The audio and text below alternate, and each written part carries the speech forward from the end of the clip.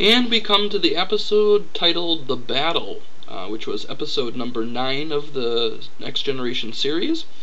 And this originally aired on November 14th, 1987, and it was written by Herbert Wright. The story was by Larry Forrester and directed by Rob Bowman. The plotline of this one involves the Enterprise responding to an invitation by the Ferengi to rendezvous with them at the Xendi Cebu star system, and after the Enterprise does that, transmission from the Ferengi simply says "stand by," and then after that they've cut off all communication with the Enterprise for the next 3 days, mysteriously for some reason. While this is happening, Captain Picard suddenly develops a headache, which is very rare for somebody in the 24th century. By that time, medical advances have been able to cure headaches to the point where they're no longer a common thing, just like the common cold. So he's developing all these headaches, and at the same time they finally establish contact with the Ferengi. And the captain of the Ferengi vessel's name is Damon Bach. And what he does is he presents an old starship that Captain Picard used to command, known as the Stargazer. And he reminds Picard that 9 years ago, Picard, who was captain of the Stargazer, was retaliating against a surprise attack by a Ferengi vessel. At the time, the Stargazer did not know that what the vessel was. They wouldn't identify themselves, so the Stargazer had no choice but to attack. And the Stargazer ended up destroying the Ferengi vessel, but at the expense of the Stargazer itself, because the ship got on fire and the whole crew had to abandon ship. And during that battle, which the Ferengi like to call the Battle of Maxia, the Stargazer developed a maneuver called the Picard maneuver. And what Picard did is he allowed the Stargazer to appear that it was in 2 places at once, as you can see on this picture up here. So it was kind of a surprise attack that caught the Ferengi off guard, and they were able to destroy the Ferengi in that way, suddenly going to warp speed and then suddenly stopping and then attacking. Well, with this knowledge, it seems kind of strange that the Ferengi are offering this old vessel to the Enterprise. But Damon Bach says, hey, it was an accident, and if you want your ship, you can get it.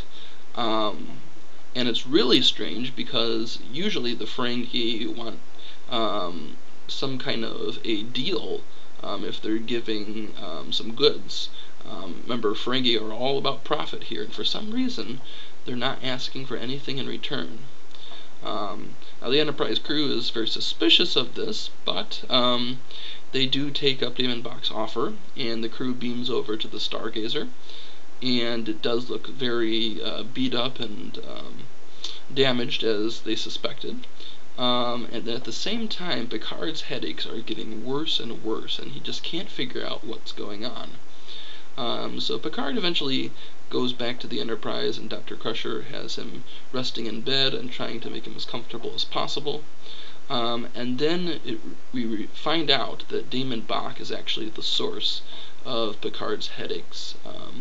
Not very surprising to the viewer, I would imagine, but he is the source of the headaches, because Bach is using a device which is a thought-making device. It's kind of a sphere that lights up, and it's really red when it lights up. And this is a thought-making device that keeps replaying in Picard's mind that same Battle of Maxia while he was aboard the Stargazer.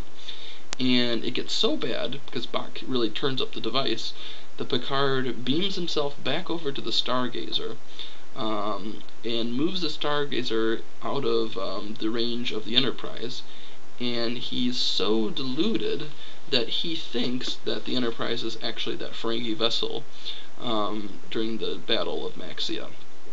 Now Bach actually reveals to Picard that the reason why he's doing this is because his son was the captain of the Ferengi vessel during the Battle of Maxia, and that his son was killed. So he wants revenge on Picard, and he turns up his device, so Picard is so brainwashed that he believes that the Enterprise is the Ferengi vessel.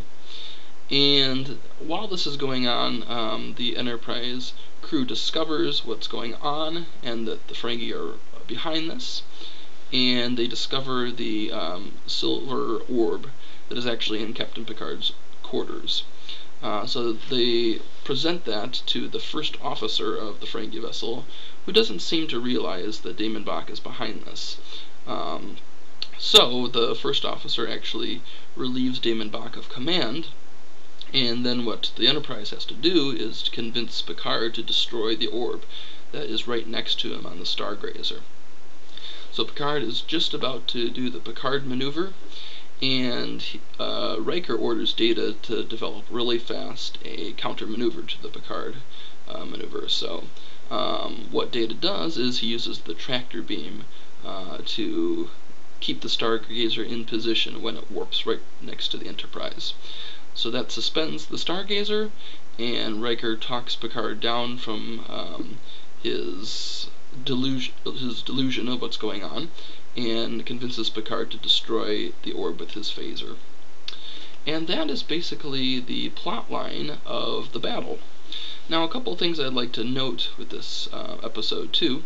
One thing that happened was the director, Rob Bowman, actually used a Steadicam attached to a cameraman during the scenes where Picard was aboard the Stargazer, and Picard is actually hallucinating, thinking that his old crew is on board too. So he's actually filming each of the crew members individually, and then there was a smoky bridge that they used, and then he superimposed all the images of the crew together, so it looks like a very eerie effect there. And there are a lot of dark scenes and different angles that they used while they were on board the Stargazer that they really hadn't shown on the Next Generation yet. Now, the bridge of the Stargazer was actually a redress of the Klingon bird of prey used in the Star Trek movies. So if that looks a little familiar to you, that's the reason why. And a kind of a funny little tidbit on this episode, the Picard maneuver, as I talked about during the plot, was actually used off-screen to talk about Patrick Stewart's habit of tugging his uniform shirt down. I'm sure you've seen plenty of Star Trek The Next Generation episodes where he's sitting on his chair on the Enterprise, and then he gets up and tucks his uniform. Well, they call that the Picard maneuver, so I think that's kind of funny. So those are some of the tidbits of the episode.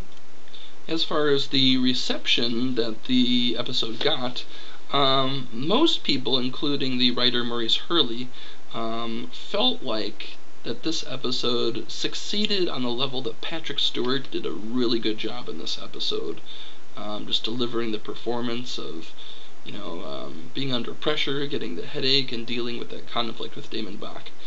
They felt like he did an excellent job in this episode, and that's what made it work. As far as the rest of the story, there were some mixed reviews on it. Will Wheaton watched this episode back in February 2007. He felt like this plot was very similar to Star Trek II, The Wrath of Khan, in the fact that it's a story about a father seeking revenge following the death of his son, whereas in the movie, Khan is seeking revenge on Kirk for the death of his wife. So I can see some parallels there. I can see where Will Wheaton was going with it. Wheaton thought that the writing was very weak, but that it worked, again, because of Patrick Stewart's performance as Picard. I personally feel that this is a pretty good episode, especially for the first season. There are only a handful that I'm really praising on the first half of the first season, and this is definitely one of them. I like the dark look of it. I don't think that the writing is as bad as people are saying. It certainly gets a lot better as the show goes on, but I was very engaged in this episode, and I like that it's a very psychological one. That got me very involved in it, and just seeing the progression of Picard delving into, temporary madness and hallucinating, I think is very interesting too. And it seems like in these first couple episodes that Picard is really being manipulated a lot by different creatures here. First he's being manipulated in this episode with the battle, And then he's also being influenced, as they say, in just a couple episodes before, where he's being taken, his body is taken possession by an alien, and he beams himself out into space. And you will see another, and this isn't a surprise to any other Next Generation fans, but the Best of Both Worlds is a big example where Picard is being abducted and then used to assist an alien race in some diabolical activity. So this is another episode like that, and the second time that we see the Ferengi in the Next Generation.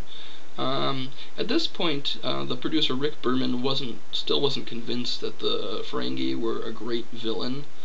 He felt like they were used better than in The Last Outpost, but still he wasn't sure about it.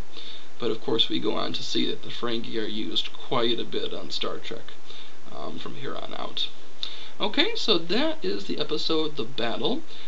Thanks for watching this, guys, and remember, I will be continuing to review Next Generation episodes twice a week. Hopefully you stay tuned to that. Thanks for watching.